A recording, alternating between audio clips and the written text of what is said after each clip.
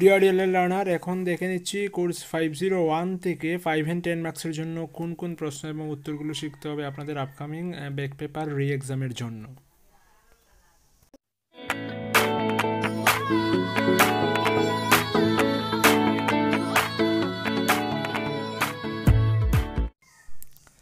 Five and 10 মার্কসের জন্য যে কোয়েশনগুলো দেখতে হবে সেগুলো হচ্ছে, দেখুন যে শিক্ষার অধিকার আইন 2009 সম্পর্কে লিখুন বা discuss the education right two education act 209।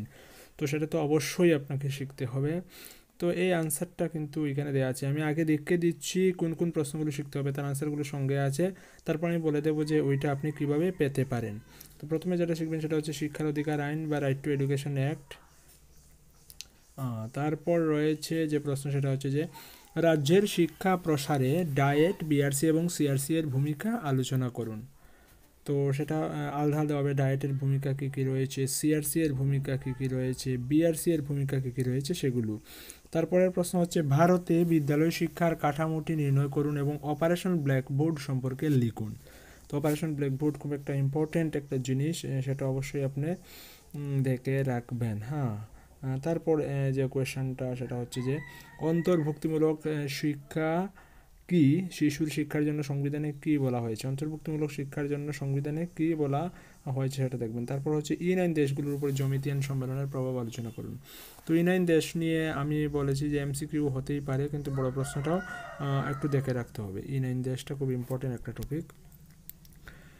তারপর হচ্ছে যে SIEMT এর ভূমিকা কী, শিক্ষা বিস্তারের ক্ষেত্রে SIEMT এর ভূমিকা কী, সেখান থেকে কিন্তু লাস্টের যে এক্সাম হয়েছিল সেখান থেকে কিন্তু MCQ এসছে যে SIMT জ্ঞান অর্জনের ক্ষেত্রে SIMT এর কী কী ভূমিকা থাকা উচিত, জ্ঞান বৃদ্ধি করার ক্ষেত্রে SIMT এর কী ভূমিকা থাকা উচিত, তারপর হচ্ছে জ্ঞান অর্জন এবং উন্নয়নমূলক উদ্দেশ্য ব্যবহারের ক্ষেত্রে SIMT এর কী ভূমিকা থাকা উচিত, এগুলো তো সেটা একটু দেখবেন। তারপর হচ্ছে কোটারি কমিশন সম্পর্কে যা জানেন লিখেন।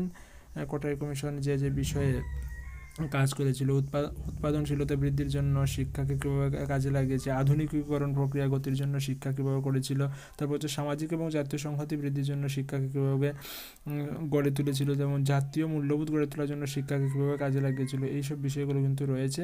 তো কোটারি কমিশন এবং SIMT এর ভূমিকা সেটা কিন্তু একটু দেখবেন।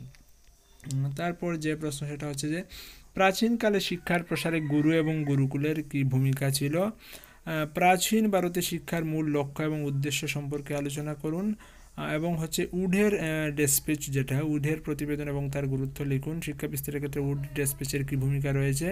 তারপর হচ্ছে বিশেষ চাহিদা সম্পন্ন শিশু এবং ভৌগোলিক দূরত্বে থাকা শিশুদের শিক্ষার জন্য কী কী ব্যবস্থা গ্রহণ করা হয়েছে, এইগুলো দেখবেন। তো NCERT এর ভূমিকা, SCERT এর ভূমিকা, ডায়েটের ভূমিকা, তো এগুলো তো দেখবেনই। তো এগুলো তো বেসিক জিনিস যে SCERT, NCERT, diet, BRC, CRC এর ভূমিকা দেখতে হবে। তারপর যে প্রশ্নটা সেটা হচ্ছে দেখুন যে 1986 খ্রিস্টাব্দে জাতীয় শিক্ষানীতির প্রধান বৈশিষ্ট্যগুলি আলোচনা করুন। NPE national policy of education এর প্রধান বৈশিষ্ট্যগুলো কী কী ছিল সেটা শিখতে হবে। তারপর যে প্রশ্নটা রইল সেটা হচ্ছে প্রশ্ন বলতে এই যে শিক্ষাক্ষেত্রে শিক্ষকের ভূমিকা এবং দায়িত্ব কী কী রয়েছে। তারপর হচ্ছে শিক্ষার অধিকার আইনের নিয়মাবলীগুলি লিখুন। তারপর হচ্ছে যে অবৈতনিক এবং বাধ্যতামূলক শিক্ষায় শিশুর অধিকার সম্পর্কে আলোচনা করুন।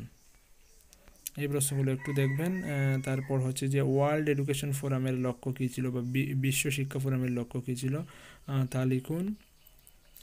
নেক্সট হচ্ছে সিআরসি এর ভূমিকা, বিআরসি এর ভূমিকা তো বলে দিলাম, সেগুলো তো অবশ্যই দেখবেন। SCERT এর ভূমিকা, NCERT এর ভূমিকা, SIEM এর ভূমিকা, বাস এইগুলো দেখে গেলেই আমার মনে হচ্ছে হয়ে যাবে। তো এবার বলে দিই এই যে প্রশ্নগুলো বলে দিলাম বা আনসারগুলো যেগুলো বললাম সেগুলো কিন্তু আমি ভিডিও ডেসক্রিপশনে একটা লিঙ্ক দিয়ে দেবো। ভিডিও ডেসক্রিপশনের লিঙ্ক থেকে কিন্তু এই PDF ফাইলটা, এটা হচ্ছে গিয়ে 12 পৃষ্ঠার একটা PDF ফাইল, সেটা আপনি পেয়ে যাবেন, ওইখান থেকে ডাউনলোড করে ওইটা একটু পড়ে যাবেন। এছাড়া বাকি যে ম্যাটেরিয়ালগুলো প্রথম দিকে পড়েছিলেন 501-এর পরীক্ষার সময় যেগুলো পড়েছিলেন সেগুলো যদি থাকে এগুলো তো অবশ্যই দেখে রাখবেন। আর এই যে এখন যেগুলো আমি বললাম সেগুলো কিন্তু অবশ্যই আপনাকে দেখে পরীক্ষায় যেতে হবে। তো আশা করছি এই ম্যাটেরিয়ালগুলো আপনার পরীক্ষার ক্ষেত্রে কিছুটা হলেও হেল্পফুল হবে। তো আজকে এখানেই রাখছি, নেক্সট ডেতে অন্য সাবজেক্ট নিয়ে আলোচনা করবো। ততক্ষণ ভালো থাকবেন, keep studying and stay tuned with SMDN tutorial. Thank you.